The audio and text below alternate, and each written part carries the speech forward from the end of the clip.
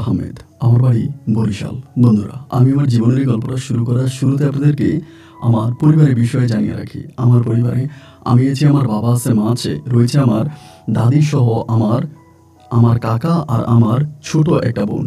আমরা টোটাল এক ভাই এক বোন। আমাদের পরিবারটা বরিশাল শহর থেকে অনেক দূরের কোনো এক ছোট্ট গ্রামের এক উচ্চ মধ্যবিত্ত পরিবার। আমার বাবা পেশায় একজন কৃষক। কৃষকতার পাশাপাশি আমার বাবার হচ্ছে বাজারে একটা ব্যবসাও আছে। মূলত আমার বাবার একটা অনেক বড় তরকারির দোকান আছে। আমার বাবা আর কাকা দুজনে মিলে ওই বাজারের ওই তরকারি দোকানে, মানে সবজি দোকানে সবজি বিক্রি করে।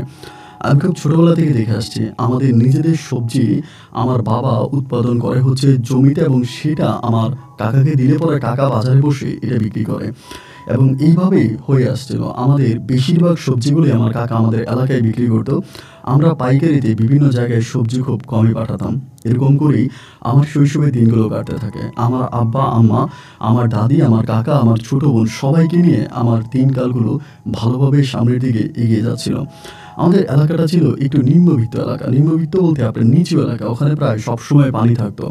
তো সবজি চাষ করার জন্য খুব বেশি প্রসিদ্ধ আমাদের জায়গাটা ছিল না। এরপরেও আমার বাবা খুব টেকনিক্যালি পানির সেচ দিয়ে খুব কৌশল অবলম্বন করে ওখানে চাষাবাদ করতো, যার কারণে আমার আব্বা ভালো টাকায় সবজি বিক্রি করতে পারতো।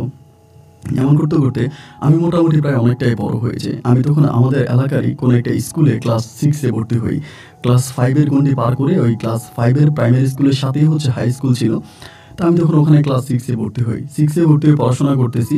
ওই মুহূর্তে আমাদের এলাকার পাশেই হচ্ছে বিশাল একটা খাল ছিল, অনেক বড় একটা খাল ছিল। তো প্রতি প্রায় 2-3 বছর পর পরে ওই খালের পানিতে বেদের মেয়েরা, আমরা যাদেরকে বাইদানি বলি, ওই বাইদানি মহিলারা, বাইদানি পুরুষরা ওইখানে আসে এবং ওখানে নৌকা ভিড়ায়, আমাদের এলাকাতে সাপ ধরে এবং বিভিন্ন মানুষদেরকে উপকার করে। মানে এই ধরনের কাজগুলোই করতেছে। তো ওনারা যখন আসছে, আবার এরা আসলে কিন্তু আমরা খুব খুশি হই, কারণ তারা ঢাকঢোল বাজিয়ে এলাকাতে হেঁটে হেঁটে সিঙ্গা লাগায়, তারপরে মানুষের বাতের ব্যথা ভালো করে, বিভিন্ন সাপ ধরে, ওগুলোকে কাজ করে, যেগুলো আমাদের ভালো লাগে।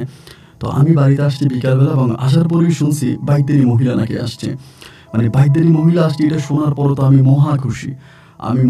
আমি দৌড়ে চলে গেলাম খালের পাড়ে, এবং দেখলাম যে রং বেরঙের নৌকা নিয়ে তারা তখন খালের পাড়ে উপস্থিত হয়েছে। একে একে মহিলারা নেমে তাদের রান্নাঘর ঠিকঠাক করছে, রাতের বেলায় থাকার জন্য চাউনি করতেছে। মানে মোটামুটি তারা এই জায়গাটা দখলে নিতেছে, এবং এটা শুধুমাত্র বাইদানিদের জন্যই কিন্তু জায়গাটা বরাদ্দ থাকে। অন্য সময় খালি থাকলে আমরা মাঠের মতো করে ফুটবল খেলি, আর যদি বেদের মেয়েরা আসে বা বাইদানিরা আসে, তখন তারা এটা দখল করে নেয়। তো ওই সময়টাতে আমি তখন গেলাম, সবার সাথে খুব মজা করতেছি, অনেক হাসাহাসি করতেছি, এনজয় করতেছি। এই মহিলাগুলো আসছে, তারা আমাদের সাথেও কথা বলতেছে, এবং ভিন্ন দেশের মানুষ, ভিন্ন এলাকার মানুষ, তাদের সাথে কথাবার্তা বলেও আমাদের নিজেদের কাছে অনেকটা ভালো লাগে কাজ করে। এরকম করে সময়গুলো কাটতেছে, ওনাদের সাথে এনজয় করতেছি, আনন্দ করতেছি। এমন করতে করতে আমার কাকা কিন্তু আবার অন্যরকম মানুষ ছিল। ওই বেদের মহিলারা বেশিরভাগই হচ্ছে সবজি খেত, মানে তারা মাছ মাংসের থেকেও সবজিটা বেশি পছন্দ করতো। তো বেশিরভাগ সময় আমার কাকার দোকানে যাইতো, এখান থেকে সবজি নিয়ে আসতো, এবং সবজি নিয়ে এসে তারা হচ্ছে সবজি রান্নাবান্না করতো, সবজি খাইতো। এরকম করতে করতে আমার কাকার সাথে ওই বেদেপল্লীর মানুষের একটা ভালো একটা সম্পর্ক হয়ে যায়। বেদেপল্লীর মানুষরা আমার কাকার দোকানে যায়, কাকা তাদের ওইখানে যায়। এরকম করতে করতে একটা ভালো সম্পর্ক আমার কাকার সাথে হয়। অ্যান্ড এরকম করে মহিলাগুলো প্রায় 3 থেকে 4 মাসের মতো আমাদের ওই এরিয়াতে ছিল, এবং 3-4 মাস পরে এখানকার এই মহিলাগুলো এখান থেকে চলে গিয়ে তারা নতুন কোনো পাড়ে ভিড়বে, ওইখানে থাকবে। অ্যান্ড ওই মুহূর্তটাতে একদিন দেখলাম আমাদের বাড়ির মধ্যে, মানে আমাদের ঘরের মধ্যে, আমার কাকার সাথে আমার দাদি আর আমার আব্বা প্রচণ্ড রকমের ঝগড়া করতেছে। তো আমি তো পাশের রুমে বসে আছি। এখন কেন তারা ঝগড়া করে এটা তো আমি জানি না, কিন্তু দেখলাম যে খুবই ঝগড়া করতেছে, মানে মহা ঝামেলা, অনেক ঝগড়া। তা আমার ছোটো বোন কিন্তু আবার বয়সে আমার ছোটো হইলেও ও অনেক পাকনা, মানে অনেক ট্যালেন্ট, অনেক বুদ্ধিমান। ওই যখন আসছে, আমার বোনের জিজ্ঞেস করলাম, কী হয়েছে ওই রুমে এত ঝগড়াঝাটি কিসের? বলে, ঝগড়াঝাটি কিসের জানো না, কাকা প্রেমে পড়ছে। আমি বললাম, কাকা প্রেমে পড়ছে মানে কি? আমার কাকার কিন্তু অনেক বয়স হয়েছে, আর আমার কাকা দেখতে একেবারেই কালো, মানে একেবারে কালো। আর আমার কাকার চেহারাটা অতটা সুন্দর না, একেবারে কালো, খাটো, এবং মানে এক কথায় বলতে গেলে কাকার চেহারা একটু বিশ্রী টাইপের। তো এই জন্য অনেক জায়গা থেকে বিয়ের ঘর আসলে পরেও আমার কাকাকে দেখার পরে বিয়ে ভেঙে যেত, বিয়ে হতো না। আর আমার কাকার চলাফেরাগুলো একটু ভিন্ন রকম ছিল। তাই আমি বললাম যে, কী বলছ তুই, কাকা প্রেমে পড়ছে? কার প্রেমে পড়ছে? বলে, বাইদানি বেটির। আমি বললাম, বাইদানি বেটির মানে কি? বলে আমাদের এখানে একটা বাইদানি বেটি আছে না, সুন্দর করে লম্বা, ওই মহিলাটার প্রেমে আমার কাকা পড়ছে। কাকা নাকি ওই মহিলার বিয়ে করবে, দাদির কাছে বলছে। আমি তখন আমার বোনের বলি, কি বলিস তুই, বাইদের মহিলাদেরকে কি বিয়ে করা যায় নাকি? আমার বোন বলে, বিয়ে করা যায়, বিয়ে করা না গেলে কাকা কেমনে কইলো ওনার কি বিয়ে করবে? আমার কাছেই তো বললো, এবং বাবার কাছেই তো বললো, সবার কাছেই তো বলছে। আমি বললাম, তুই কি বলিস? তাহলে আমিও এবার নিচে মানে নিজে নিজে একটু বেড়ার ফাঁকে দিয়ে দেখতেছিলাম এবং আড়ি পেতে শুনতেছিলাম এই বিষয়টা নিয়ে ঝগড়া, মানে তুমুল রকমের ঝগড়া। আমার আব্বা বলতেছে, তোরে কি আমি এই জন্য ছোটোকাল থেকে বড় করছি, বাবা মরে যাওয়ার পর থেকে আমি তোরে কত কষ্ট করে মানুষ করছি, আমি নিজে না খাওয়াইয়া তোরে খাওয়াইছি। আমার দাদিও কান্নাকাটি করতেছে। আমার কাকার কথায় একটা, কাকা ওই বাইদিনে মহিলারে বিয়ে করবে, এছাড়া আর কাউরে বিয়ে করবে না, বাইদিনে মহিলারে বিয়ে করবে। এবং এরকম করে সারাটা রাত ঝগড়ায়, মানে ঝগড়ায় ঝগড়ায় ঝগড়ায় ঝগড়ায় সারাটা রাত কেটে গেল। এবং ঝগড়াঝাটি শেষ হওয়ার পরে এরপরে আমি তখন সকালবেলা স্কুলে গেছি। এবং স্কুলে যখন আমি স্কুল ছুটি হয়ে বাড়িতে আসি, আমার বোন কিন্তু ওই দিন স্কুলে যায়নি। আমি বাড়িতে আসি, আমার ওই স্কুলের অর্ধেক রাস্তায় আমার বোন আমার গিয়া খবর দিয়ে দিছে। আমার যে বলে দিছে কাকা নাকি চলে গেছে সকালবেলা, ভোরে নাকি বাড়ি থেকে বেরিয়ে গেছে। আমি বললাম, তো ভোরে কাকা বাড়ি থেকে বেরিয়ে গেছে, আমি তো স্কুল থেকে আসার সময় শুনলাম না। আমার বোন বলে, কাকা বলছে দোকানে যাবে, কিন্তু দোকানে না গিয়া দোকান থেকে টাকা পয়সা নিয়ে কাকা ভাগিয়ে গেছে। পরে বাড়িতে আসি, বাড়িতে এসে দেখি আমার আব্বা আম্মা আমার দাদি সবার কপালে চিন্তার ভাঁজ পড়ে আছে। পরে ঘরে গেছি, ঘরে যা বললাম, ও মা ভাত খাবো। মা বলে, নিয়ে খা। তা আমি নিয়ে তখন ভাত খেলাম। ভাত খাওয়ার পরে দেখলাম আমাদের বাড়িতে আস্তে আস্তে করে মানুষজন আসতেছে, মানে আমাদের এলাকার মানুষরা যারা গণ্যমান্য ব্যক্তি, আমার আব্বুর সাথে ভালো সম্পর্ক, সবাই আসতেছে। এসে আমার আব্বুকে সান্ত্বনা দিতেছে, মন খারাপ করিস না, অপেক্ষা কর, যা হয় ভালোর জন্যই হবে, আমরা খোঁজখবর লাগাইছি, পাওয়া যাবে। এরকম করে করে প্রায় 7 থেকে 8 দিন পরে আমার কাকার খবর পাওয়া গেল। 7-8 দিন পরে কাকার খবর পাওয়া গেল, কাকা আমাদের এলাকা থেকে অনেক দূরে ওই বেদেপল্লিতে চলে গেছে। এবং ওই বেদেপল্লিতে কাকা থাকতেছে, মানে বেদেপল্লিতে থাকতেছে, ওইখানে কাকা থাকতেছে। তো এরপরে আমার বাবা মা আমার দাদি ওইখানে গেছে, আমি কিন্তু যাইনি। এবং যাওয়ার পরে তারা তখন আমার কাকারে নিয়ে আসছে বাড়িতেই না, কাকারা বাইদা রাখতো, মানে বাড়িতে আনলে কাকারা বাইদা রাখতো, এরকম হাত পিছনে হাত দিয়ে কাকারা বাইদা রাখতো বাড়ির মধ্যে। ওই বাঁধা অবস্থায় কাকারে খাওয়াইতো এবং কাকারে গোসল করাইতো, মানে বাঁধা অবস্থায় একটা মেয়েরে যেরকম করে আপনার পরিবার টেক কেয়ার করে না, এরকমভাবে আমার কাকারে টেক কেয়ার করতেছে। কাকা বারবার চিৎকার করে বলতেছে, আমার হাতের বাঁধন খুলে দেন, আমার হাতের বাঁধন ছেড়ে দেন, আমি চলে যাবো, আমি ওরা ভালোবাসি, আমি ওর কাছে যাবো, আমি ওরা বিয়ে করছি, ও আমার বউ। এইভাবে প্রায় 15-16 দিনের মতো আমার কাকারে ঘরবন্দি করে রাখে। এবং 15-16 দিন পরে ওই বেদের মহিলা, যে মহিলার সাথে আমার কাকার প্রেম ছিল, ওই মহিলার কাছে, মানে মহিলার কোলে বলতে হাঁটতেছে এরকম একটা বাচ্চা নিয়ে ওই মহিলা আমাদের বাড়িতে হাজির। এটা কাকারে নিয়ে আসার কয়েকদিন পরে। এইবার এই মহিলা আসার পরে তো মানে আমাদের বাড়িতে আরও লোকজন জড়ো হয়ে গেছে। মহিলা বলতেছে, উনি ধর্মমতো আমার বিয়ে করছে, আমি মুসলমান হয়েছি, আমাদের কলমা কাবিন আছে, আমাদের কাবিন করে বিয়ে হয়েছে, আপনি আমার স্বামীকে কেন আটকায় রাখতেছেন? আমার আব্বারে বলতেছে। আমার আব্বা তখন রেগে মেগে সহ্য করতে না পারে মহিলারা মাইক দিছে, মানে মহিলারা সবার সামনে এসে 2-3টা থাবড় দিয়ে বসছে। এবার মহিলা করলো কি, তার ওই সন্তান করে নিয়ে সে ডিরেক্টলি থানায় চলে গেছে। ওই রাতের মধ্যে থানা থেকে পুলিশ এসে আমার আব্বাকে ধরে নিয়ে গেল। থানা থেকে পুলিশ এসে আমার আব্বাকে ধরে নিয়ে গেল। এবং আব্বাকে ধরে নিয়ে যাওয়ার পরে মহিলাকে কেন মারলো, এবং পুলিশ এসে আমার কাকারে ছেড়ে দিল। কাকারে যে বেঁধে রাখছে কাকারে ছেড়ে দিছে। এবং ছেড়ে দেওয়ার পরে আমার কাকা তখন করলো কি, এই মহিলারে নিয়ে চলে যাবে। তো ওই মহিলারে নিয়ে আর বেদেপল্লিতে যায়নি আমার কাকা, তখন আমাদের বাজারে যে দোকান ছিল ওই দোকানের মধ্যে কাকা গিয়ে উঠছে, মহিলা নিয়ে দোকানের মধ্যে থাকতেছে। আর এদিক দিয়ে আমার আব্বারে পুলিশে ধরে নিয়ে গেছে। তো আমার আব্বারে পুলিশে ধরে নিয়ে যাওয়ার পরে আমার মা তখন আমারে নিয়ে আইসা মানে কাকার পা চাইপা ধরে, এবং ওই আমার কাকি যারা বিয়ে করছে আমার কাকা এরে ওনার পা চাইপা ধরে, যে আমার স্বামীকে জেল থেকে আনেন এই সেই। আমার কাকা তখন বলতেছে, আমি আনতে পারি এক শর্তে, আমার বাড়িতে নেবেন, আমার বাড়ির জায়গা আমার বুঝিয়ে দিবেন, আমি আমার জায়গায় থাকবো, আপনার আপনার জায়গায় থাকবেন, আমি আমার বউ সন্তান নিয়ে থাকবো, আমার সাথে কোনো ঝামেলা করতে পারবেন না। এরকমভাবে আমার আম্মা তখন এই প্রস্তাবে রাজি হয়। রাজি হলে পরে আমার তখন মানে থানা থেকে আমার আব্বার তখন আনা হয়। আব্বারে আনার পরে আব্বা আরও রেগে গেছে, মানে আরও মিজাজ খারাপ করে ফেলছে, যে ওদের এত বড় সাহস, আমার জেলের ভাত খাওয়াইছে, আমি জেলে গেছি, আমি তো ওদেরকে ছাড়বো না, মানে কি একটা অবস্থা করতেছে। পরে আমার কাকা গ্রামের 8-10 জন যে লোক আছে এদের সবাইকে ডাকাইছে। সবাই তখন আসছে, এসে আমার আব্বার সাথে বললো যে এটা হতে পারে না, তোর যেহেতু ভাই, তোর বাপ মারা গেছে, তোর মা আছে, তাই তখন আমার দাদিরে ধইরা আমার কাকা তখন অর্ধাঅর্ধি সম্পত্তি ভাগ করে ফেললো। মানে বাড়ির জায়গায় তো আমাদের অত বেশি বাইরে জায়গা নাই, বাড়ির জায়গাটা ভাগ করে ফেলছে। ভাগ করে ফেলার পরে আলাদা জায়গার মধ্যে আমার কাকা আর আমার কাকি থাকতো, ওই জায়গাটার মধ্যেই থাকতো। এবং এইখানে থাকতে থাকতে মনে করেন মানে এই দিন যত সামনের দিকে যাইতেছে, আমার আম্মুর সাথে ঝগড়া ঝাঁটি ঝামেলা এগুলো বাড়তে আসে। আর যে মহিলাটা আমার ওই মহিলা নিয়ে আসছে, মেয়েটারে নিয়ে আসছে, ওই মেয়েটা কিন্তু আমার কাকার মেয়ে না। ওই বেদেপল্লীর কোনো লোকের সাথে এই মহিলার এর আগে আবারও বিয়ে হয়েছে। বিয়ে হওয়ার পরে ওই মেয়েটা হয়েছে। মেয়েটাও দেখতে পাই একেবারে ফুটফুটে সুন্দরী। মানে আমার জীবনে আমি এত সুন্দর মেয়ে দেখি নাই। নাম তার পরী, নামও রাখছে পরী, এবং দেখতে সুন্দর, অনেক সুন্দরী, মানে আহামরি সুন্দরী, এত সুন্দর বলার মতো না। পরে আমি ভাবলাম যে ঠিক আছে, মেয়েটা আছে ওই বাড়ির মধ্যে আছে, কাকা এই বাড়িতে থাকে, ভাই প্রতিনিয়ত ঝগড়া ঝগড়া ঝগড়া ঝগড়া ঝগড়া। এবং একদিন আমার আম্মা দৌড়ে ওই পাশে যায়, কাকিরে মারে, কাকির মেয়েরে মারে, আমার আব্বা গিয়া কাকারে মারে, মানে অনেকভাবে থাকার চেষ্টা করছে, বাট ওখানে থাকতে পারতেছে না। তাও আমার কাকা 2 বছর মতো ওখানে ছিল। তো 2 বছর থাকার পর যখন কাকার এইভাবে মারতো, কাকার অত্যাচার করতো, কাকিরে গিয়া মারতো, কাকির মেয়েটারে মারতো, এবং একটা পর্যায়ে আমার কাকা তখন ঘর বাড়ি সব কিছু ছেড়ে ওই যে বেদেরা খালের পাড়ে এসে যেখানে ঘর বানিয়ে থাকতো, এবার আমার কাকা ওখানে চলে যায়। কাকা ওইখানে চলে যায় কারণ এখানে আমার সাথে আব্বুর সাথে থাকতে পারতেছিল না, তারা আমার কাকার কোনো সুযোগ দিয়েছিল না। দেন তখন আমার কাকা তখন ওইখানে চলে যায়, এবং ওইখানে তিনি তখন ওই ওনার ওয়াইফকে নিয়ে, ওনার মেয়েকে নিয়ে ওইখানে গিয়ে উনি একটা কুঁড়ে ঘর বাঁধে, এবং ওই ঘরের মধ্যে তারা তখন থাকতেছে। এবার আমার আব্বা পুনরায় আবারও আমার কাকার ঘর বাড়ি বা কাকার জায়গা যা ছিল সবগুলো আমার আব্বা দখল করে ফেলছে। তো এই বিষয়টা কিন্তু আমার কাছে তখন ভালো লাগতো না, মানে আমার অনেক খারাপ লাগতো যে কাকাও তো বাপের ছেলে, এবং আমার কাকারও তো আমার দাদার কাছে হক আছে, আমার দাদার সম্পত্তির মালিক। তাহলে আমার কাকার সাথে কেন এরকম করা হবে? আমি কিন্তু কাকার সাপোর্টেই ছিলাম।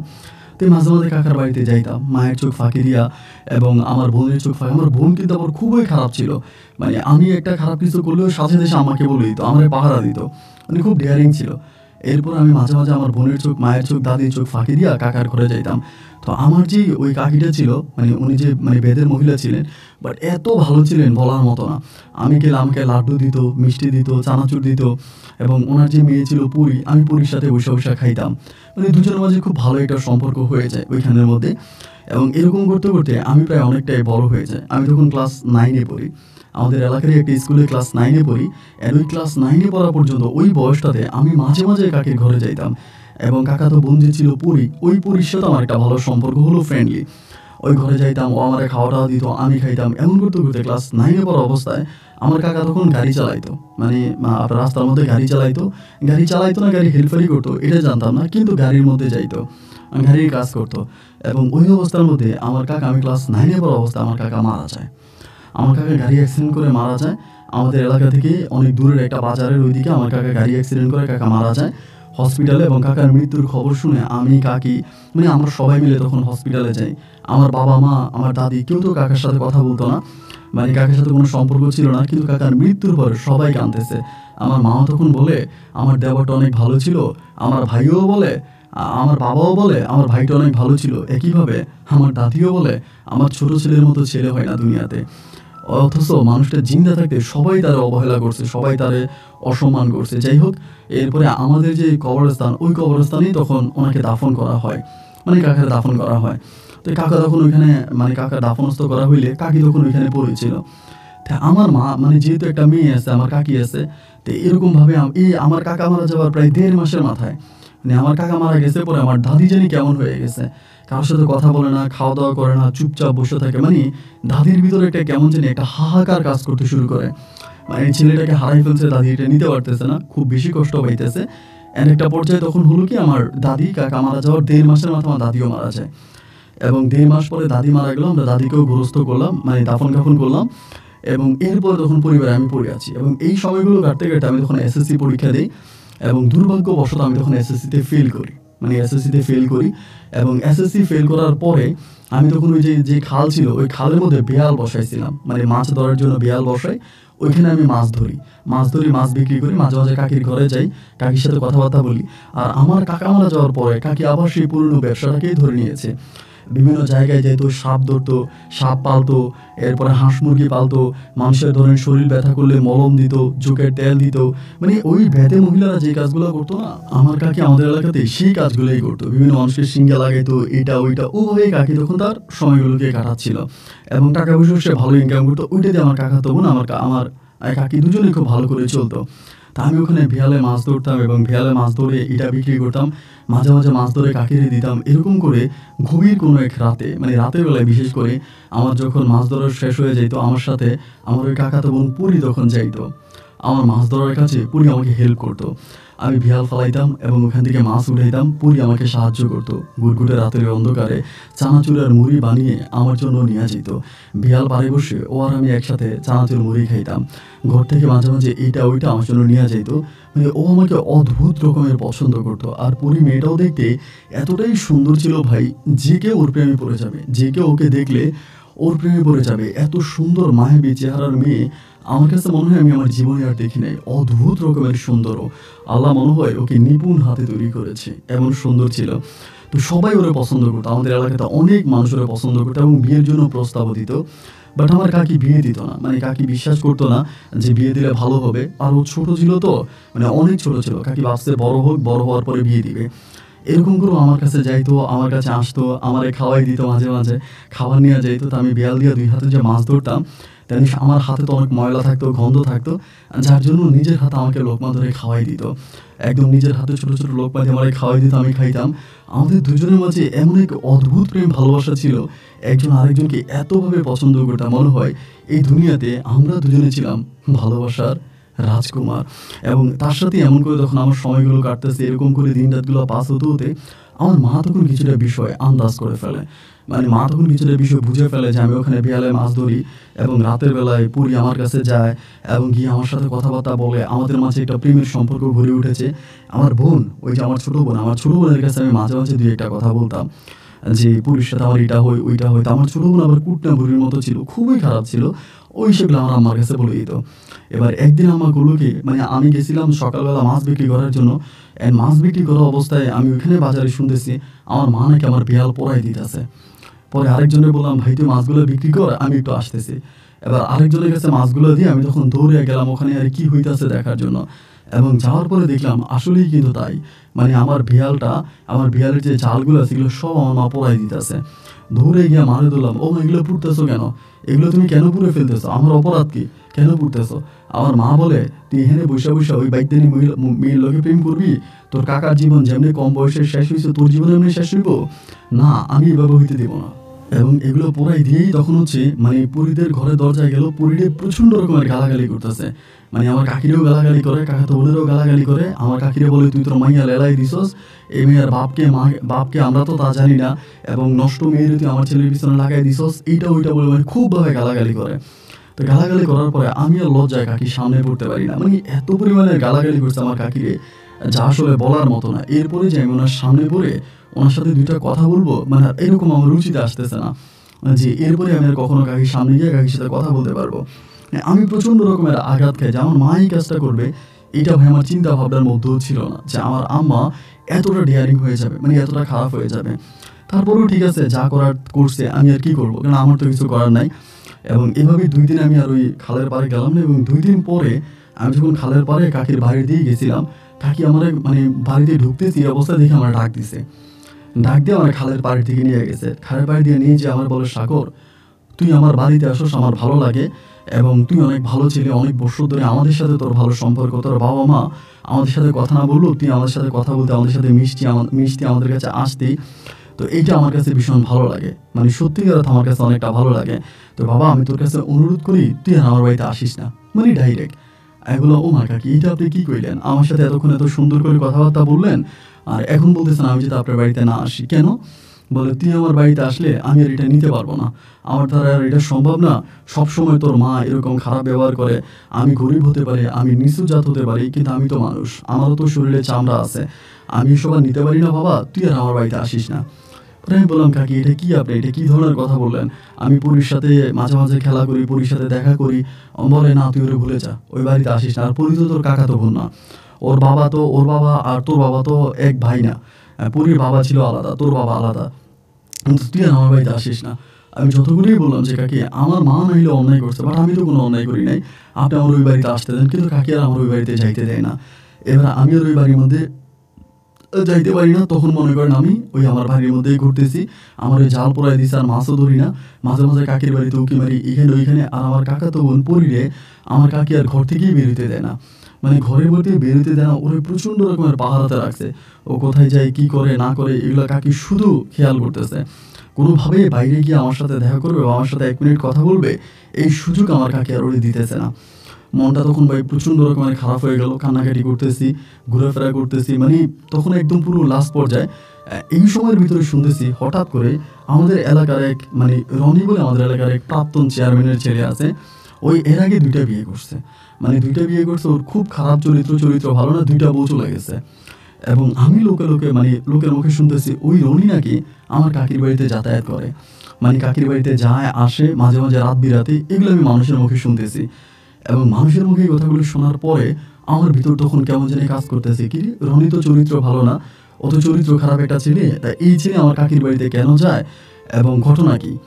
এবার আমি কি করলাম, আমার কাকির একদিন জিজ্ঞেস করলাম, মানে ঘাটে পাইছি, ঘাটে পাই জিগেলাম যে কাকি রনি নাকি আপনাদের বাড়িতে যাতায়াত করে, রনি আপনার বাড়িতে যায়, তা কেন যায়? পরে কাকি আমার বলে যাইতেই পারে, আমার বাড়িতে তো যাইতেই পারবে, গেলে সমস্যা কি, তোর কোনো সমস্যা আছে? আমি বললাম না, আমার কোনো সমস্যা নেই, আপনার বাড়ি আপনার ঘর, আপনার বাড়িতে যে কেউ যাইতে পারে, কিন্তু আপনি তো জানেন রনি মাদকের ব্যবসা করে এবং রনি বাবাও খারাপ চেয়ারম্যান ছিল, রনিও তো ছেলে হিসেবে এতটা ভালো না, তা এই ছেলে আপনার বাড়িতে যায় আসে, যদি কিছু একটা হয়ে যায় আমার কাকি বলে কি হবে, মানে এমনি আমার বলে কি হবে? আমি বললাম এমনও তো হতে পারে যে আপনার মেয়ের উপর ওর খারাপ দৃষ্টি যেতে পারে। আমার কাকি তখন আমার বলে খারাপ দৃষ্টি যাবে কেন, আমার মেয়েরা আমি ওর কাছে বিয়ে দিব। এটা শোনার পরে ভাই আমার মাথায় মনে তখন আসমানটা ভেঙে পড়লো। আমি বললাম কাকি এটা আপনি কি বলেন, আপনি ওর কাছে বিয়ে দিবেন, মানে এটা আপনি কি ধরনের কথা বলেন? কাকি বলে হ্যাঁ দিব, আমার মেয়ের কি বিয়ে দেওয়া লাগবে না, তা বিয়ে দেওয়া লাগলে দিব, সমস্যা কি? আমি বললাম কাকি আপনি কি জানেন রনির সম্বন্ধে, রনি এর আগে 2টা বিয়ে করছে, রনির চরিত্র মানে এত খারাপ তা বলার মতো না, রনির সাথে আমাদের এলাকার কেউ ঠিক মতো কথাই বলে না, ও যথেষ্ট পরিমাণের বাজে এবং নোংরা চরিত্রের একটা ছেলে, তা আপনি এই ছেলেরা আপনার মেয়েরই বিয়ে করাবেন? আমার কাকি বলে হ্যাঁ করাবো, তাতে আমার কি, তোর কি? এরকম করে কাকি আমার সাথে রাগারাগি করে ঘরের মধ্যে ঢুকে গেছে। ভাই আমি আর সারাটা বিকেল মানে কোনো দিকে যায়, মানে আমার শরীরে মনে হয় কেউ ব্লেড দিয়ে কাইটা লবণ মরিচ লাগাই দিছে, এমন একটা অবস্থা, খালি আমার শরীরটা জ্বলতেছে, কিরে কাকিটা আমার কি বললো, মানে কাকি আমার এটা কি কথা বললো, কেন বললো, মানে কি কারণে বললো, মানে আমি আর এগুলো নিতে পারতেছি না। এবং মাগরিবের পরে আমি ডিরেক্টলি কাকির ঘরে ঢুকে গেছি। ঘরে ঢুকে যাওয়ার পর উনি আমার বলে কিরে তোর না আমি কইছি এই বাড়িতে না আসার জন্য, তুই এই বাড়িতে আসলি কেন? আমি বললাম আমি আসছি কাকি আপনার সাথে আমার কথা আছে। বলে কথা থাকলে বাইরো, এরকম করে উনি আমার বাড়ির বাইরে আনছে, মানে উনি আমার এক মুহূর্ত ওনার বাড়ির মধ্যে থাকতে দেয় না, উনি ওনার ঘরে থাকতে দেয় না, বের করে আনছে, আইনা বলতেছে বল কি হয়েছে? আমি বললাম কাকি আপনি না জানার অভিনয় কেন করতেছেন? বলে কি অভিনয় করবো আমি? আমি বললাম হ্যাঁ অভিনয় করতেছেন, আপনি জানেন যে পুরীর সাথে আমার একটা প্রেমের সম্পর্ক আছে, আমি পুরীরে ভালোবাসি আর পুরী আমার ভালোবাসে, আমরা দুজনকে ভালোবাসি, এটা তো আপনি জানেন, এবং জানার পরেও আপনি কেন বিষয়টা হাইড করতেছেন, আপনি কেন বিষয়টা অভিনয়? উনি বলেন আমি সব কিছুই জানি না। আমি বলে দাঁড়ান, আপনি জানেন যে আমি পুরীরে ভালোবাসি, পুরী আমারে ভালোবাসে, এটা আপনি জানেন। কাকি বলে আমি এই সম্বন্ধে কিছুই জানি না, আর আমি এই সম্বন্ধে কোনো কথাই বলতে চাই না। আমি বললাম কাকি শোনেন, আমি পুরীরে ভালোবাসি, আমি আপনার কাছে অনুরোধ করে বলতেছি আপনি পুরীর অন্য কোথাও বিয়ে দিলে আমি মরে যাবো, আর বিশেষ করে রনির কাছে বিয়ে দিলে তো আমি আত্মহত্যা করবো। কাকি আমি আপনার পায়ে ধরি, একদম ওর মানে ওভাবে আমি ওনার পায়ে ধরে ফেলি এবং পায়ে ধরে কান্নাকাটি করতে শুরু করি। না উনি আমার কোনো কথাই শোনেন, উনি ধাক্কায় বাড়ির দিকে চলে যায়। এবং বাড়ির দিকে চলে যাওয়ার পরে আমি তখন বললাম কি ওই রাতে বাড়িতে গেছি, বাড়িতে যে ডিরেক্টলি আমার মায়ের বলতেছে মা তুমি কাকির সাথে ঝগড়া করলা কেন, কাকির সাথে তুমি কেন ঝগড়া করলা? আমার মা বলে ক্যা তোর আতে ঘা লাগছে? আমি বলি মা আমি পুরীরে পছন্দ করি, আমি পুরীরে বিয়ে করবো ডাইরেক্ট। এটা বলা মাত্রই মা কি করলো, মানে ধাপ করে আমার দুটো থাপড় মেরে দিছে। থাপড় মেরে দেওয়ার পর আমি তখন আমার রুমে গিয়েই আপনার মানে এইটা ওইটা ছিল ভাঙাভাঙি শুরু করছি, মানে ফার্নিচার ভাঙাভাঙি শুরু করছি। আব্বাই তখন ঘরে গিয়ে আমার এই মানে জুতা ছিল আব্বুর পায়ের, আব্বার জুতা দিয়ে আব্বা আমার মারতে শুরু করছে। আমার আব্বার যদিও বয়স হয়েছে, কিন্তু আমার আব্বা অনেকটা ইয়াং মানুষের মতো, মানে শরীরে অনেক শক্তি। গিয়ে মনে করেন জুতা খুলে আমার মানে পিটাতে শুরু করছে, আমার জুতা দিয়ে মারতেছে। আমি বললাম আমি এই পরিবারেই থাকবো না, আমি বেরিয়ে যাবো। এই বেরিয়ে যাবো বলাতে আমার আব্বার মনে ভয় ঢুকে যায় যে আমি যদি আমার কাকার মতো আবারও করি। এবার আমার আব্বা কি করছে, পিছন দিকে গিয়ে আমার চড়াই ধরছে, ধরিয়া বলে তুই বাড়িতে আয় বাবা, তুই বাড়িতে আমার ঘরে আনছে। আনার পরে 2টা দিন কাটলো আমার সাথে খুব ভালো ব্যবহার, এবং যতইভাবে আমি আমার আব্বা আমা উভয়রে বুঝাই যে আমি পুরীরে পছন্দ করি, আমি পুরীরে বিয়ে করতে চাই, পুরী আমার অনেক পছন্দের, ওর সাথে আমার অনেক ভালো সম্পর্ক, আমি বিয়ে করবো। কোনোভাবে আমার আব্বা আমা দুজনের একজনকেও বোঝানো গেল না যে আমি পুরীরে পছন্দ করি, ওরা আমার কাছে পুরীরে বিয়ে দেবে না, পুরীর কোনো কথাই ওরা শুনতে পারে না। 2টা দিন ভালো ছিল, 2 দিন পরে আবার যেই সেই। এবার এরই মাঝে আমি লোকে শুনতেছি যে পুরীর সাথে চেয়ারম্যানের ছেলে রনির একেবারে বিয়ের দিনক্ষণ পর্যন্ত ঠিক হয়ে যাওয়ার পথে। একদিন চেয়ারম্যানের আরদে গেলাম, চেয়ারম্যানের আবার আরদ আছে, আরদে গেছি। আরদে যাওয়ার পরে চেয়ারম্যানের ছেলে আমার দেখে বলে কিরে জানলা বলে আমাদের লোকালি, বলে ওই জানলা এদিকে আয়। পরে আমি বললাম কি হয়েছে? বলে তুই মাছ ধরছস, মাছ আনছস? আমি বললাম যে ভাই দেখেন রনি আপনার সাথে আমার কথা আছে, উনি তো আমার বড় হয়। পরে আমার বলে কি কথা, আমি বললাম একটু আড়ত থেকে উঠে আসেন, সবার সামনে বলা যাবে না। পরে উনি আড়ত থেকে উঠে আসছে, আসার পরে আমার আড়তের পিছনে গেছে। আমি বললাম রনি ভাই আপনার একটা কথা বলি, আপনি তো জানেন যে পরি আমার কাকাতো বোন। বলে হ্যাঁ জানবো না কে, জানি তো, কিন্তু পরি তোর কাকাতো বোন কিনা জানি না। পরে পরির মা তোর কাকি এটা মানতে পারি। পরে আমি বলে আচ্ছা যাই হোক, তো আপনি কি এটা জানেন যে পরির সাথে আমার একটা সম্পর্ক আছে? বলে হ্যাঁ, কাকাতো ভাই বোনের মাঝে তো সম্পর্ক থাকবেই। আমি বলি আমি শুধু কাকাতো ভাই বোনের সম্পর্কের কথা বলি নাই, এছাড়াও পরির সাথে আমার অন্যরকম সম্পর্ক আছে। উনি আমার বলে অন্যরকম সম্পর্ক, অন্য কীরকম সম্পর্ক? আমি বললাম আমি পরিরে ভালোবাসি, পরি আমার ভালোবাসে। উনি তখন একটা অট্ট হাসি দিল, হাসি দিয়ে আমার বলতেছে যে হ্যাঁ থাকতেই পারে, এই বয়সে মেয়েদের প্রেম ভালোবাসা না থাকলে হবে কেমন করে, আর পরির মতো সুন্দরী মেয়ে তার তো দুই একটা প্রেমিক থাকবেই। আমি বলি রনি ভাই আপনি বিষয়টা মানে হাসি ঠাট্টাভাবে নিয়ে না, আমরা দুজনকে অত্যাধিক ভালোবাসি, অ্যান্ড আমি ওকে বিয়ে করবো, আপনি মেহরবানি করে এখান থেকে সরে যান। উনি বলে বেটা কি বলস, পরির সাথে আমার বিয়ের কথাবার্তা ঠিক হয়ে গেছে, পারিবারিকভাবে আমাদের বিয়ের 3 তারিখ ঠিক, আর তুই এখন এগুলো বলতেছিস? এগুলো কোনো কথা? এগুলো কোনো কথাই না। আমি বললাম রনি ভাই মানে ওনার পা চেপে ধরে, কারণ আমার কাছে তো আর কোনো পথ খোলা নেই, পা চেপে ধরি যে রনি ভাই আপনার পায়ে ধরে মানে পায়ে ধরে কাঁদতেছি যে আমি আপনার পা ধরতেছি, আপনি মেহরবানি করে আপনি এই কাজটা করেন না, আমি ওরা ভালোবাসি, আমি ওরা ছাড়া বাঁচবো না। উনি আমার ধাক্কা দিয়ে উনি ওনার আড়তে চলে গেছে। এবার আমি কারে বুঝাবো, কার কাছে যাবো? না বাবা মা আমার কথা শুনতেছে, না কাকির বাড়ির ত্রিসীমানার মধ্যে আমি ঢুকতে পারতেছি, মানে কোনোভাবেই বাড়ির মধ্যে আমার ঢুকার কোনো সুযোগ নেই, আমি বাড়ির মধ্যে ঢুকতে পারতেছি না, মানে বাড়ির মধ্যে আমাকে ঢুকতেই দেয় না। এরকম করে সময়গুলো কাটতে কাটতে মানে এর কয়েকদিন পরে, মানে এর 5-6 দিন পরে হলো কি, আবার বেদেপল্লিতে মানে ওই যে বেদের যে আসে না নৌকা নিয়ে, এরা আবার আসছে বেদেপল্লিতে। এবং বেদেপল্লিতে আসার পরে এরা তখন বেদেপল্লিতে থাকতেছে মানে এই জায়গার মধ্যে। তাই আমি চিন্তা করতেছি আমি করবোটা কি, মানে আমার মাথার মধ্যে কোনো কিছু আসতেছে না, মানে আমি তখন মানে আর উপায় করতে পারতেছি না। এর মাঝে পরীর বিয়েও ঠিক হয়ে গেছে, আমি আর পরীর বাড়ির ভিতরেও ঢুকতে পারি না, পরীর বাড়ির মধ্যেও আসতে পারি না, মানে আমার একটা মানে বাজে একটা অবস্থা হয়ে গেছে। পরীর সাথে কোনো দেখা নাই, পরীর সাথে কোনো কথা নাই, বিয়ের দিন তারিখ পর্যন্ত ঠিক, মানে বিয়ের দিন ঠিক হয়ে গেছে। এবার যখন বিয়ের দিন ঠিক হয়ে গেছে আমি তখন ঘরের মধ্যে বসে কান্নাকাটি করি, মানে প্রচুর কান্নাকাটি করি। আমার মা এসে আমার বোঝায় এই মেয়ে ভালো, এই মেয়ের বাবা ঠিক নাই, এই মেয়ের মায়ের ঠিক নাই, এই মেয়ের চরিত্রে ঠিক নাই, এরকম মেয়ের বিয়ে করবি, চেয়ারম্যানের ছেলে দুর্চরিত্রে সেই বিয়ে করা তোর দরকার নাই, তোরে আমরা দেখে শুনে একটা ভালো জায়গায় বিয়ে করাবো, একটা ভালো ফ্যামিলিতে বিয়ে করাবো। কিন্তু আমার তো মন উড়ে যাচ্ছে, আমি তো এটা বুঝে যেতে পারতেছি না যে আপনার আমার আসমানের পরি এনে দিল, আমার এই ঢানা কাটা মাটির পরিটাই লাগবো, এটা তো আমি আমার আব্বা আমারে বুঝাইতে পারতেছি না। এরকম করতে করতে ওর বিয়ের ঠিক হয়ে গেছে, এর 4 দিন আগে আমি তখন করলাম কি, মানে বিয়ে যেহেতু হবে একদিন আমি পোটকা কিনলাম, আপনারা হলে অনেকেই বলেন বাজি, মানে আমরা বলি পোটকা, এরকম বাজি কিনলাম। তো অনেকগুলো বাজি কিনলাম, মানে আপনার প্রায় 10-15টার মতো ওর বিয়েতে ফুটাবো। মানে আমার ইচ্ছে ওর বিয়েতে আমি প্রচুর বাজি ফুটাবো, যেহেতু আমার ছেলে চলেই যাবে, রনি ওরে বিয়ে করে ফেলবে, ওর বিয়েতে আমি প্রচুর বাজি ফুটাবো, ওইরকম একটা চিন্তা ভাবনা করলাম। তা এরকম একটা চিন্তা ভাবনা করার পরে আমি তখন ভাবলাম যে বাজি তো ফুটাবো, একটা কাজ করি, এই মানে ওর বিয়ের 3 দিন আগে ওই আমার বেদেপল্লির মধ্যে অনেক বেদের আসছে, নতুন নতুন করে ওরা আসছে ওই জায়গাটার মধ্যে। আমি তখন একদিন বললাম কি রাত্রে 12টা-1টার দিকে ওই বেদেপল্লির উপরে গিয়া ধাপ ধাপ ধাপ ধাপ করে একটা পর একটা বাজি উড়াইতে শুরু করলাম, এমনি, কিন্তু কোনো কারণ নাই। এইবার বাজি যখন ফুটাইতে শুরু করলাম, এই বেদেপল্লিতে যে মহিলারা ছিল, পুরুষরা ছিল, এরা সবাই বাইরে এদিক সেদিক দিছে দৌড়। বাজির শব্দ শোনার পরে আমার কাকিও তখন দৌড়ে ঘর থেকে বেরিয়ে আসছে, আমার কাকা তখনও বেরিয়ে আসছে। আমি দেখতেছি চাঁদের আলো ছিল, চাঁদের আলোতে কাকি বেরিয়ে আসতেছে দৌড়ে, আমার কাকা তখন পিছন থেকে। আমি তখনই ভাই দিলাম দৌড়, এবং দৌড় দিয়ে গিয়েই আমার কাকা তখন ছড়াই ধরে কাকির এখান থেকে সরাই দিতে। তখন 4-5 দিকে মানুষজন দৌড়ে দৌড়ে এদিকে ওইদিকে প্রচণ্ড রকমের মানুষ চারদিক থেকে দৌড়ে আসতেছে। কিরি এখানে কি হয়েছে, বোম মারছে, মানে সবাই বলে বোমা মারছে, বেদেপল্লিতে বোমা মারছে। এবং এদিক দিয়ে আমার কাকা তখন মুখ চেপে ধরে আমি মানে নদীর কানে মানে আপনার খালের পাড়ে লয়ে গেছি। খালের পাড়ে নিয়ে আমি বলতেছি পরি আমার সাথে চল, ও বলে আপনি এখানে আমাদেরকে মেরে ফেলবো, আমি বলে চল আমার সাথে। এরকম করে ওরে আমি দৌড়ে ওই কোনো দিকে সাইডে নিয়ে ওই দিকে মানে আপনার খালের ওই দিকে দৌড়াইতে মানে আমি পুরো এলাকায় পার হয়ে গেছি। এলাকা পার হয়ে একটা সাঁকু ছিল, এবং সাঁকু দিয়ে ওই পারে গেছি, এবং ওই পারে যাওয়ার পরে ওই পার দিয়ে আমি তখন দৌড়াইতে শুরু করছি। ও দৌড়াইতেছে, আমিও দৌড়াইতেছি, ও দৌড়ায় আমিও দৌড়াই, কিন্তু সময় কখন বাকি ওইটা আর দেখতেছি না, শুধু দৌড়াইতে আছি দুজনে, মানে পিছনের দিকে ফিরে তাকাইছি না, দৌড়াইতে অনেক দূরে চলে গেছি। অনেক দূরে যাওয়ার পর একটা ঝাউ বাগান আছে, ওইখানে ঝাউ বাগানের দিকে চলে গেছে খালের পাড়ে। এরপরে ওই ঝাউ বাগানে গিয়ে তখন বসছি, বসার পরে ও আমার বলতেছে সাগর ভাই এটা আপনি কী করছেন, মানে এটা আপনি কী করলেন? আমি বললাম কী করলাম মানে, আল্লাহ যা করে ভালোর জন্যই করে। ও আমাকে বলে মানে বোমা মারছে কেউ এখানে?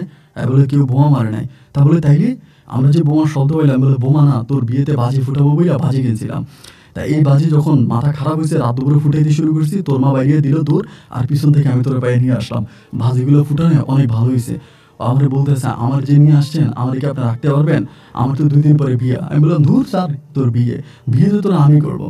ও আমার বলে, আপনি আমার বিয়ে করে খাওয়াবেন কি? আমি বললাম, যা পারি তা খাওয়াবো, মাঠে ঘাটে কাজ করবো, নদীতে মাছ ধরবো, জেলের কাজ করবো, যেটা পারি এটাই করবো, তাও আমি তোরই বিয়ে করবো। আমি তোর ভাগ কোনো পৃথিবীর কাউকে দিতে পারবো না। ও আমার বলতেছে, এত ভালোবাসেন আমারে? আমি বললাম, হ। এরকম করতে করতে সকাল হয়ে গেল, আলো ফুটলো, এবং আলো ফুটার পরে আমি তখন তারে নিয়ে ডিরেক্টলি বরিশাল শহরে। আমার কাছে অল্প কিছু টাকা ছিল পকেটে, ওই পকেটে টাকাগুলো দিয়ে বরিশাল শহরে গিয়ে ওর জন্য জামা কাপড় গেলাম, জুতা গেলাম, আমার জন্য জামা কাপড় জুতা গেলাম। এবার কেনার পরে বরিশাল শহরে ওইখানে মানে শহর থেকে মোটামুটি একটু দূরের একটা মহল্লার মধ্যে একটা ঘর ভাড়া করলাম। এবং ঘর ভাড়া করার পরে টাকা তো আর হাতে নাই, পরে ঘর ভাড়া করার পরে দুজনে বিয়ে করছি। মানে মসজিদ থেকে একটা হুজুর ডাইকা দুজনে বিয়ে করছি, এবং বিয়ে করার পরে ওই ঘরের মধ্যে আমরা তখন থেকে গেছি। বাট আমাদের কোনো কাবিন হয়নি, কারণ কাবিন করতে গেলে তো সরকারি খাতে টাকা দেওয়া লাগে। তো ওর কাছেও টাকা নাই, আমার কাছেও টাকা নাই, তা কাবিন করবো কেন? পরে আর কাবিন করি নাই। কাবিন না কইরা নর্মালি এবারে বিয়ে করে ফেলি, এবং বিয়ে করে ওইখানে থাকতে শুরু করি। দীর্ঘ প্রায় 3 মাসের মতো আমি ওইখানে থাকি।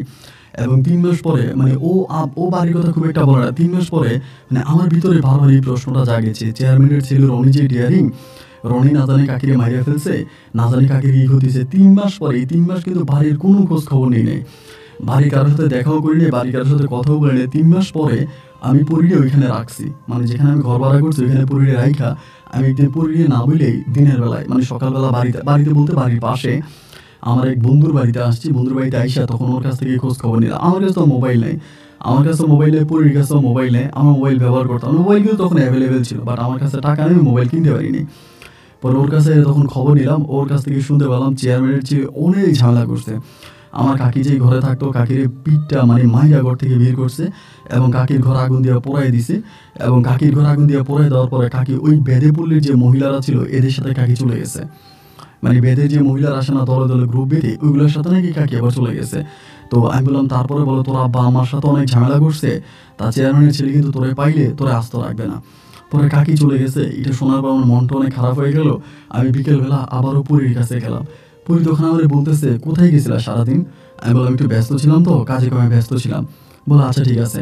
পরে আমার খাবার দিল, দুজনে খাবার খেলাম, রাতের বেলায় শুয়েছি। এবং শোয়ার পরে আমি ওর কাছে কেমনি কমু যে ওর মায়েরা বাড়ি থেকে বিদায় করে দিছে, বা ওদের ঘর বাড়ি সব পোড়াই দিছে, আমি তো রেডিয়ারা বলতে পারলাম না। পরে রাত্র শেষের দিকে ও আমাদের তখন একটা খবর দিল যে এমন এমন ওর পেটে বাবু, মানে ওর পেটে বাচ্চা আসছে। তখন প্রায় 3-4 মাসের মতো হয়ে গেছে বিয়ের। আমি বললাম, তুমি কি বলো, তাহলে তো সুখবর, এটা তো একটা সুখবর। বলে, হ্যাঁ। তাই বাচ্চা যেহেতু পেটে আসছে, আমার চিন্তা ভাবনা হচ্ছে বেবিটা হয়ে যাক, বেবিটা হয়ে গেলে পরে এরপরে না হয় আমি মানে ওর বেবিটারে নিয়ে আমি বাড়িতে যাবো, এর আগ পর্যন্ত বাড়িতে যাবো না, ওইরকম একটা চিন্তা ভাবনা। এমন করতে করতে প্রায় বেবিটা 8 মাসের মাথায়, 8 মাসের মধ্যে ও আমার তখন বলতেছে যে, সাগর একটা কাজ করো না, গিয়ে আমার আম্মারে নিয়ে আসো। আমি বললাম, তুমি কি পাগল হয়েছো নাকি? তোমার আম্মা তো জানেই যে তোমার সাথে আমার এরকম আমরা বাইকে চলে আসছি, এবং তোমার আম্মা কি আমাকে মানবে? এখন তো আমাকে মেনে নেবে না। বলে, মেনে নিবে না কেন? আমাদের এখন বাবু আসছে না, আমার এখন আম্মু আমার সাথে থাকলে আমার জন্য খুব ভালো হইতো, আমার অনেক ভয় লাগে। ওর বয়স কিন্তু খুবই কম ছিল, মানে অনেক কম বয়স ছিল। তো এত কম বয়সে বেবি কনসেপ্ট করছে, তো আমার অনেক ভয় লাগতেছে, আমার ভিতরে অনেক ভয় কাজ করতেছে। তুমি মানে কাইন্ডলি একটু আম্মুকে নিয়ে আসো, আম্মু যদি আমার সাথে থাকে তাহলে আমার কাছে একটু ভালো লাগবে, আমার ভিতরের ভয়টা একটু কেটে যাবে, তুমি প্লিজ আম্মুকে নিয়ে আসো।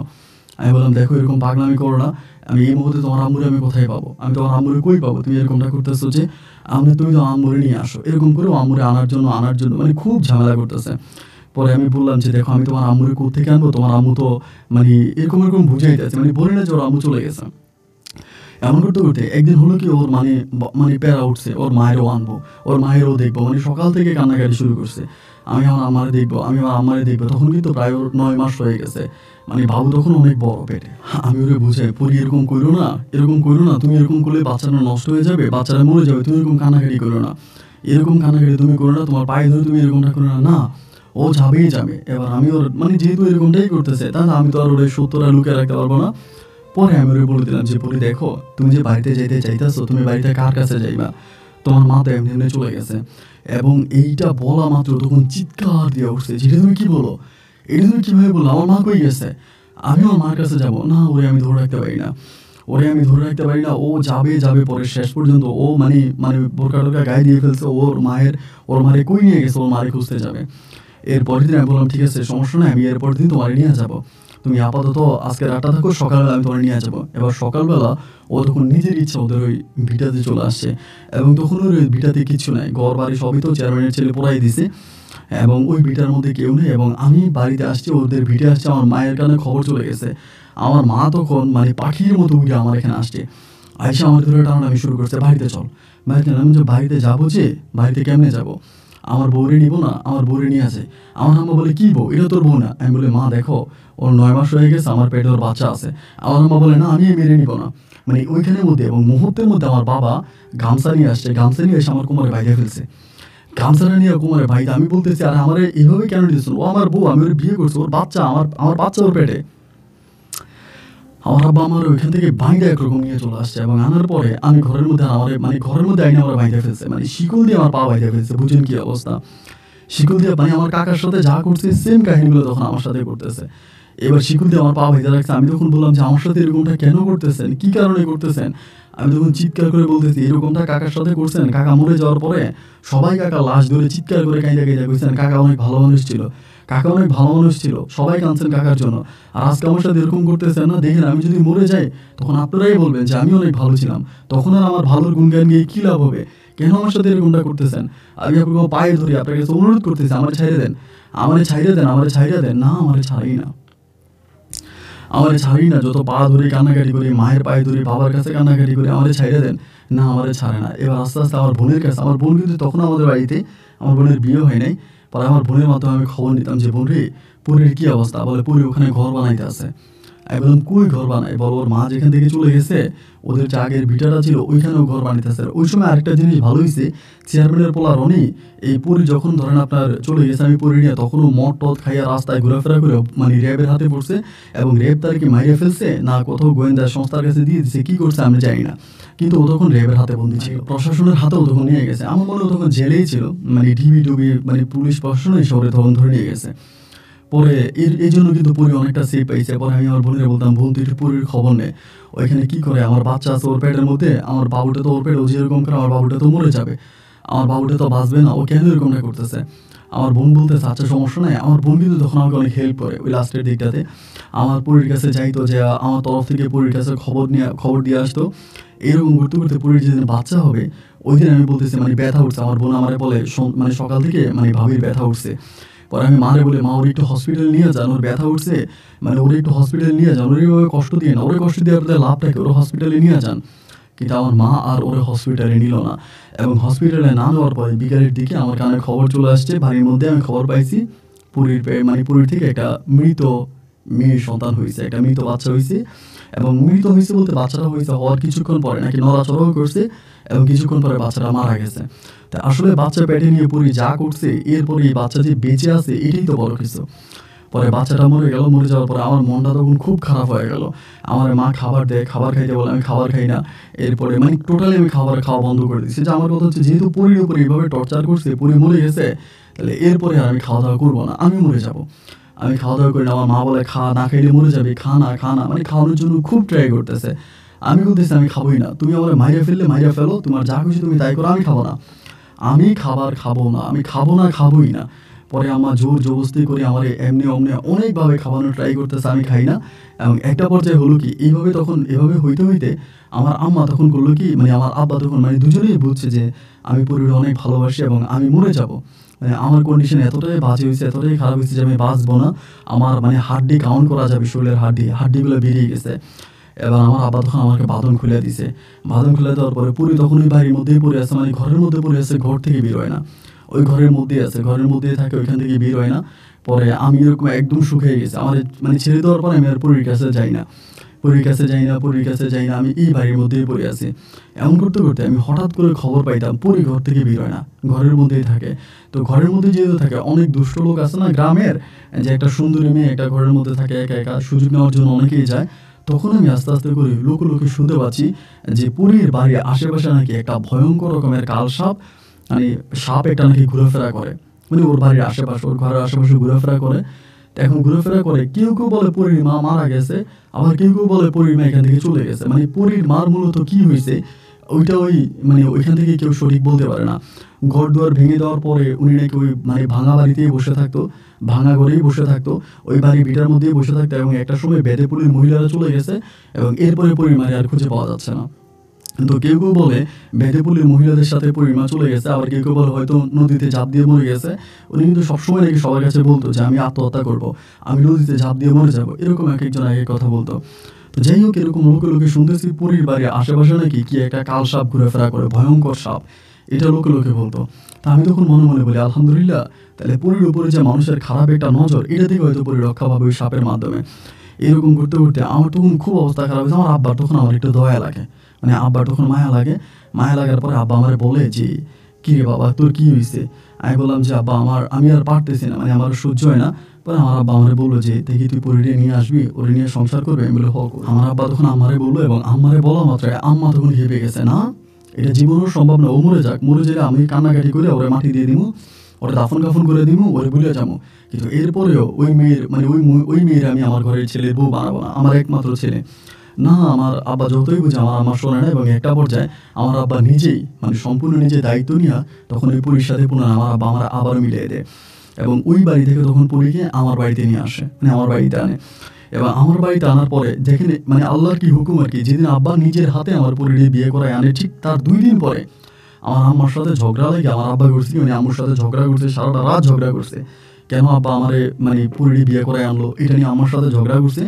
করার পর আব্বা তখন বললো আমাদের বাড়ির সামনে একটা গাছ আছে, বট গাছ, বট গাছের নিচে আমার আব্বা তখন সরি বট গাছ না, গাব গাছ, আপনারা হয়তো অনেকেই চেনেন গাব গাছ, অনেক বড় গাব গাছ।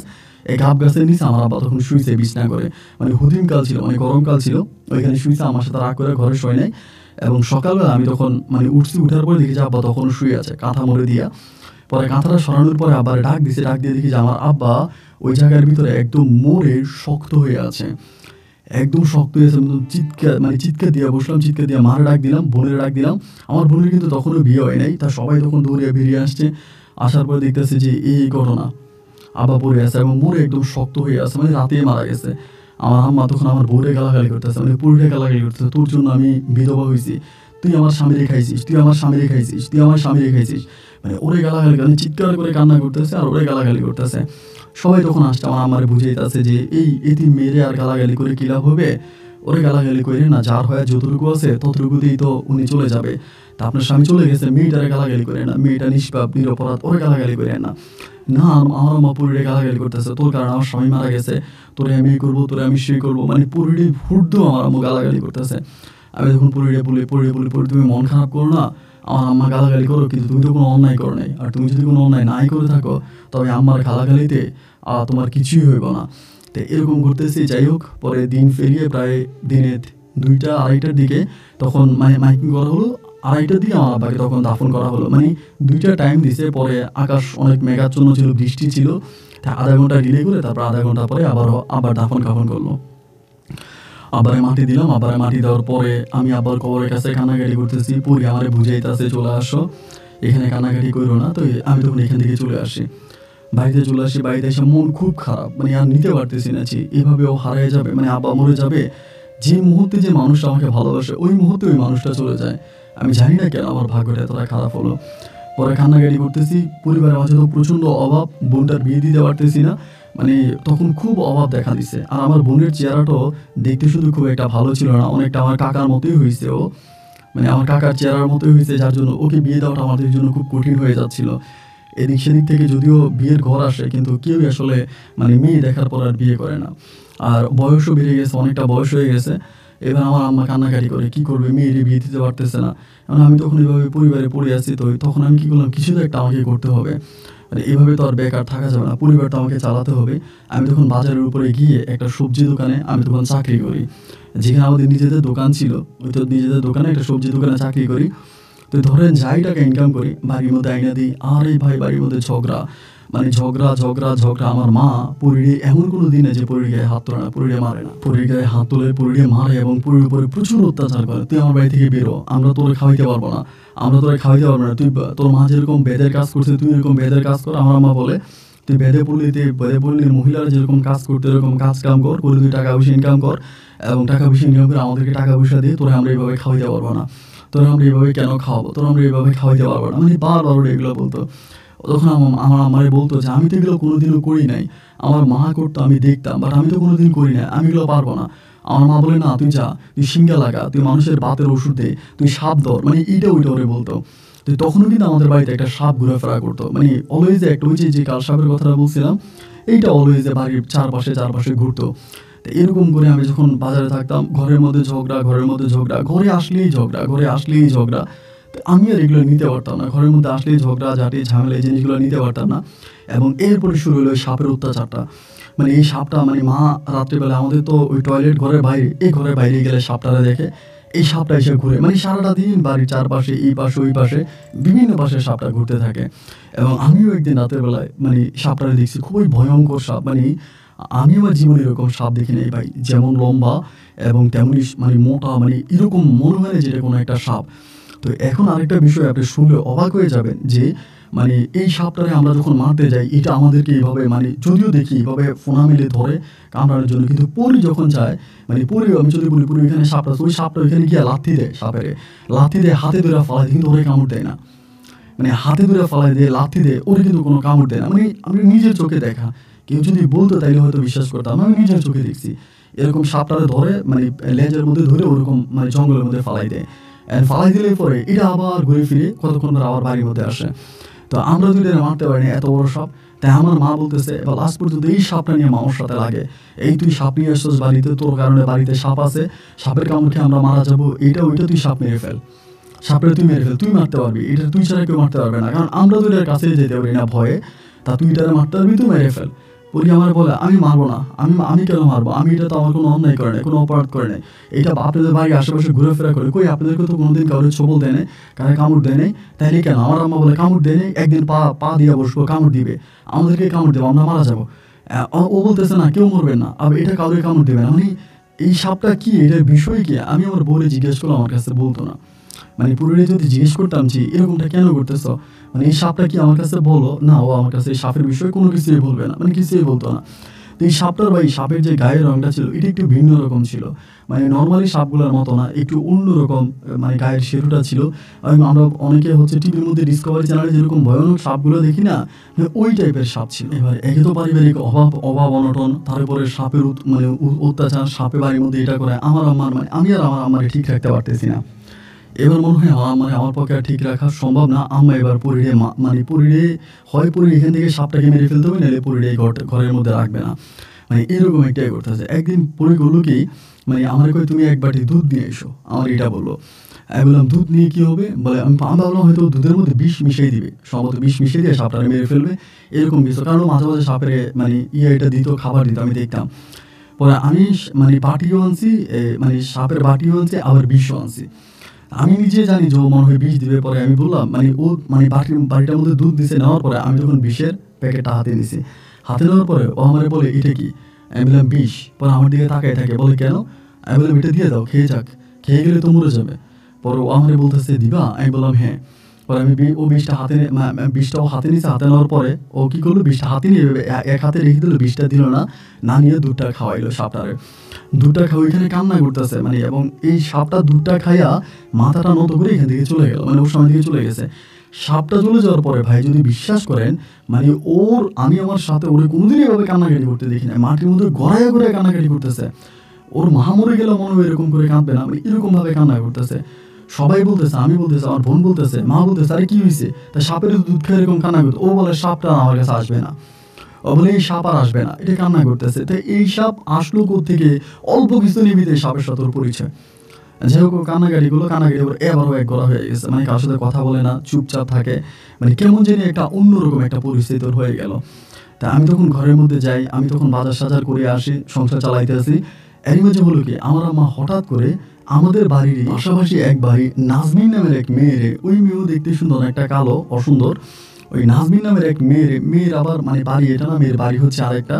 মেয়ের মা মেয়ের বাবারে তালাক দিয়ে মেয়ের নিয়ে বাড়িতে চলে আসে, এবং আসার পরে ওই মেয়ের মাও মারা যায়। তো মেয়ের মা আবার মেয়ের নানার কাছ থেকে সম্পদ পায়, ওই সম্পদ আবার মেয়ের নামে লিখে দেয়। তো মেয়ের নানার বাড়িতে থাকে।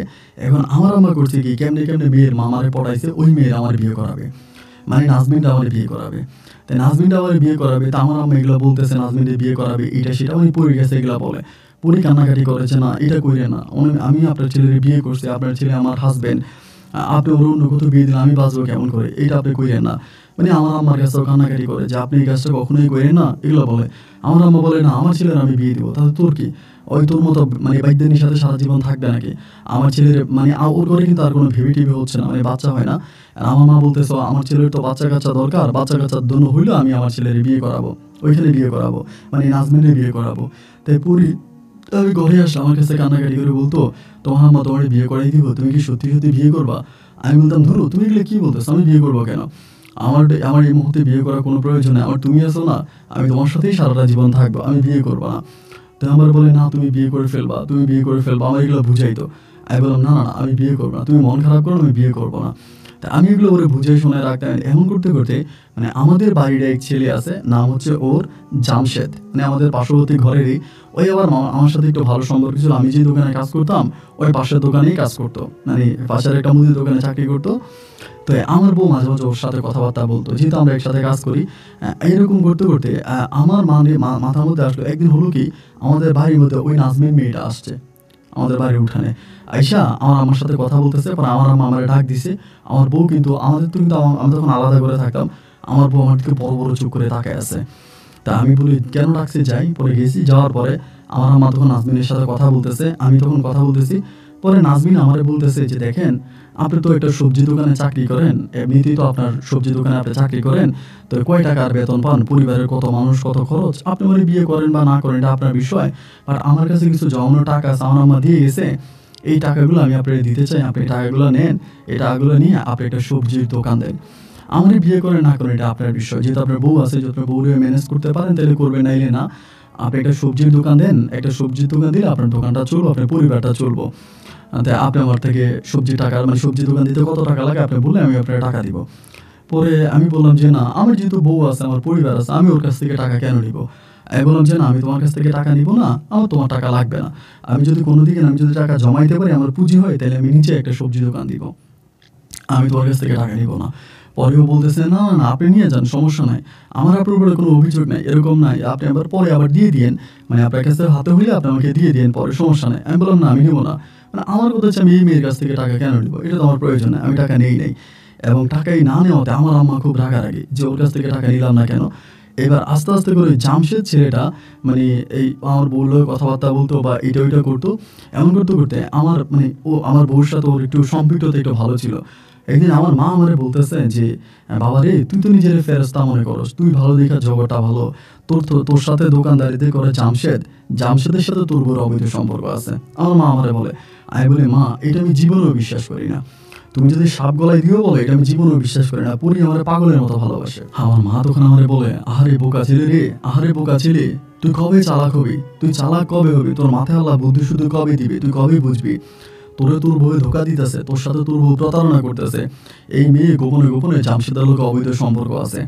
এবং আমি তখন বলি যে আমিও মাঝে মাঝে দেখতাম জামশেদ আমাদের বাড়িতে আসে, মানে তখন পরি আমার সন্দেহ করে, আমি পরিরে সন্দেহ করি। পরি আমারে বলে আমি নাজমিনের কাছে চলে যাচ্ছি টাকার জন্য, আবার আমি পরিরে বলি তুমি আমারও গোচরে জামশেদের সাথে কথা বলো। এরকম করতে করতে একদিন হলো কি রাতের বেলায়, মানে রাত্রে তখন আপনার মানে 9টা সাড়ে 9টার মতো বাজে, মানে বৃষ্টি হইতে আছে, প্রচণ্ড বৃষ্টি। তা বৃষ্টির মধ্যে আমার ছাতা ছিল না, দোকান বন্ধ করে দিয়েছি, আমি বাড়িতে যেতে পারতেছি না। আমার মা তখন ছাতা নিয়ে আসছে বাড়িতে, আসার পরে আমি তখন মানে আমি বললাম যে মা তুমি যে, বলে তোরে নিতে আসছি বৃষ্টি যেই জন্য। পরে মায়ের সাথে দিয়ে আমি তখন বাড়িতে আসছি, বাড়িতে এসে আমি তখন ঘরের মধ্যে ঢুকলাম, মানে আমার ঘরে ঢুকলাম, ঢুকে দেখি যে আমার বউ নাই, নাজমিন নাই। পরে মায়ের ডাক দিলাম, বৃষ্টি তো পড়তেছে, মা পাশের ঘরে, বললাম মা নাজমিন কই? আমার মা বলে আমি জানি কি। পরে আমি বললাম যে ও তো ঘরে নাই। মা বলে, আহারে তুই বৃষ্টি দিয়ে আসার আগে তোর বউ এই জামশেদের সাথে বেরিয়ে গেছে। আমি বললাম জামশেদ আসলেই কিন্তু সত্য, কারণ জামশেদ 1 ঘন্টা আগে আমার দোকান থেকে বেরিয়ে গেছে, আমি দেখছি 1 ঘন্টা আগে জামশেদ আমার দোকান থেকে বেরিয়ে গেছে, আমি দেখছি, মানে আমাদের মানে পাশের দোকান থেকে বেরিয়ে চলে গেছে। আমি চিন্তা করি তাহলে জামশেদ কই গেল, মানে জামশেদ গেল। আমিও মার গেলাম, মাকে আশেপাশে খুঁজে দেখ, কোনো জঙ্গলের ভিতরে পাই, ভিতর বউর সাথে এই বৃষ্টির মধ্যে মনে হয় মজা নিতে আছে, সুখ করতেছে, শান্তি নিতে আছে। আমার মানে মায়ের কথা শুনে না ভাই আমার তখন কান্না চলে আসছে যে আমি যে মানুষটারে এত ভালোবাসি, এই মানুষটার সম্বন্ধে এরকম কথা আমি শুনবো কেন? এবার আমি কি করলাম, এই বৃষ্টিতে ভিজতে ভিজতে আমি আস্তে আস্তে মানে রাস্তা দিয়ে হাঁটতেছি। সামনের দিকে যাই যেতে দেখতেছি যে মানে উপরে আসতেছে একই ছাতার নিচে জামশেদ সহ। জামশেদের সাথে যখন এই রাতের বেলা, রাত তখন 9:30 10টার মতো বাজে, ওরে দেখছি দেওয়াল খার পরে ভাই মানে পাশে একটা গাছ ছিল আর কি, আপনার যে ছোট ছোট গাছগুলো হয় না, যে গ্রামের যে গাছ, কি গাছ জানি না, এই গাছটা তখন এখান থেকে টান দিয়ে উঠেছি, উঠে ওরা আমি মারতে শুরু করছি। মারতেছি মারতেছি মারতেছি মারতেছি কুত্তার মতো পিটাইতেছি। এবং ও কিন্তু কোনো মায়ের মারতেছি যে ওর কিন্তু রক্ত বেরিতেছে, আমি ওর শরীরে রক্ত আসে, আমার গায়ে লাগতেছে রক্তের ছিটা, কিন্তু চিৎকার করে না, মানে ও কোনো কথা বলে না, শুধুমাত্র মানে নিচের দিকে তাকিয়ে আছে। এবং ওরে মারতেছে দেখে জামশেদ তখন দৌড় দিয়ে চলে গেছে, আমার পাশে জামশেদ তুলো, জামশেদ তখন দৌড় দিয়ে চলে গেছে। এরপরে চুলের মুঠি ধরে আমি ওরা আমার উঠানে আনছে, আমার ঘরের উঠানে এনে ওরে মারতেছি, চুলের মুঠি ধরে মারতেছি, মানে মারতেছে। আমার মা কিন্তু দেখতেছে, আমার বোনও দেখতেছে, তারা কিন্তু এসে আমার ধরতেছে না। এছাড়া আমি এইভাবে মারতেছি, আমার মাও ধরে না, আমার বোনও ধরে না, আমি ওর এই জায়গাটার মধ্যে কুকুরের মতো পিটাইছি।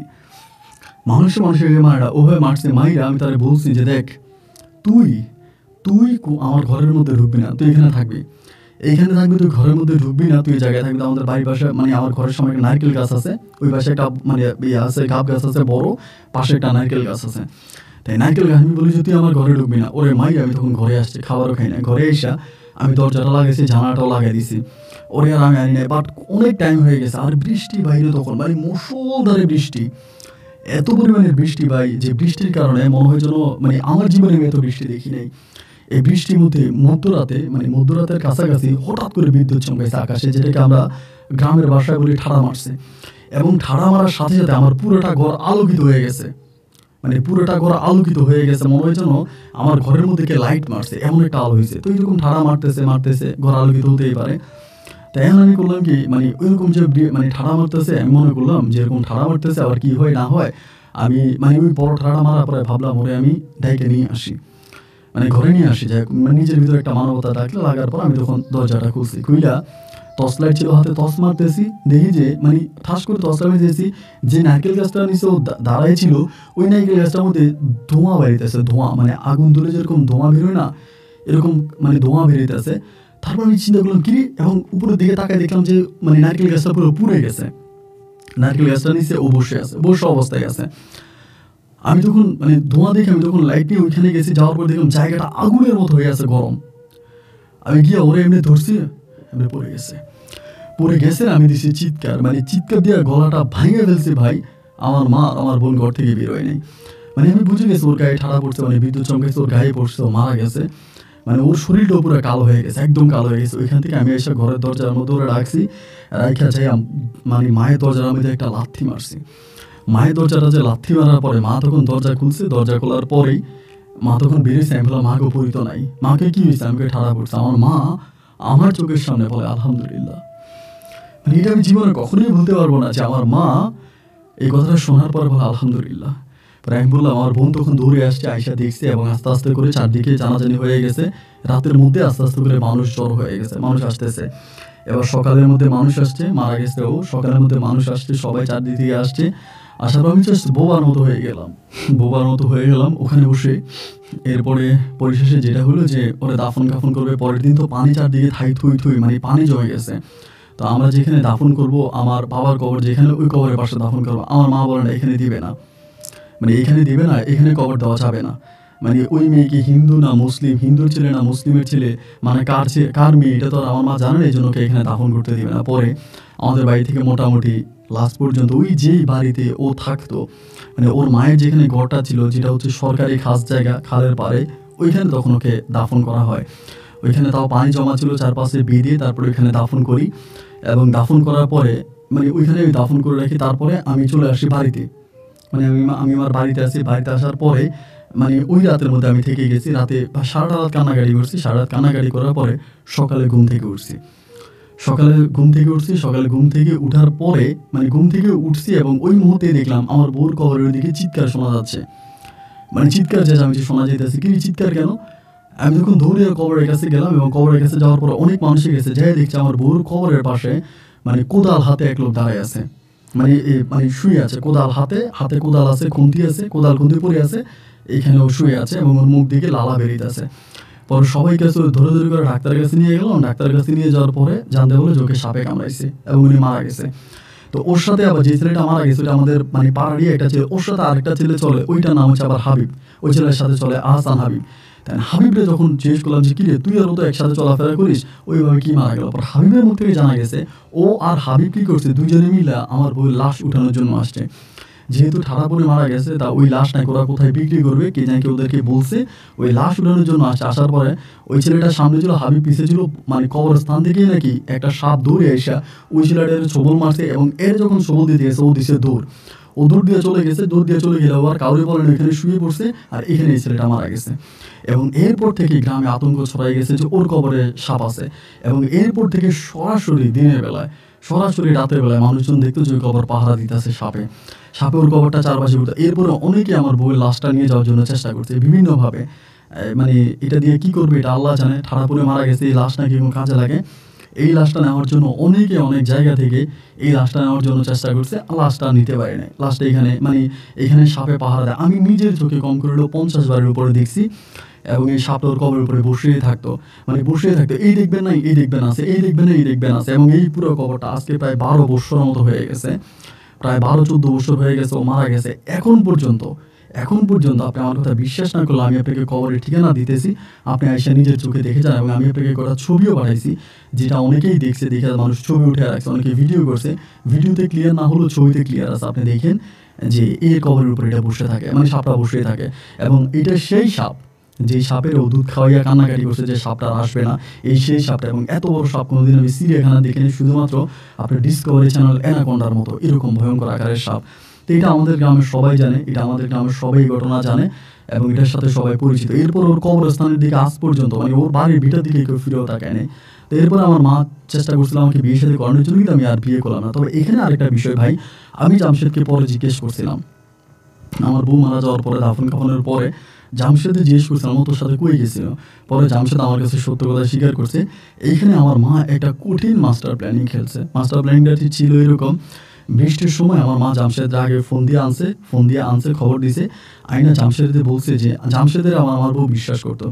জামশেদ এসে আমার বউ পরীর কাছে বলতেছিল যে এমন এমন সাগর ভাই তো বৃষ্টির মধ্যে সানজিদাদের বাড়িতে গেছে, সানজিদাদের ঘরে গেছে, আমার সাথে আসছে, একসাথে আসার পরে মানে এই সাগর ভাই বাড়িতে ঢুকে গেছে। এবার পরি বলে কি বলে বিশ্বাস নইলে আপনার আমার সাথে আসেন। এরপরে পরি ওর সাথে করে নিয়ে গেছে সানজিদাদের বাড়িতে, আর এদিক দিয়ে আমার মা তখন আমার দোকান থেকে নিয়ে আসছে। আমি দোকান থেকে আসছি, পরি যায় দেখছি ওইখানে সানজিদাদের ঘরে আমি নেই।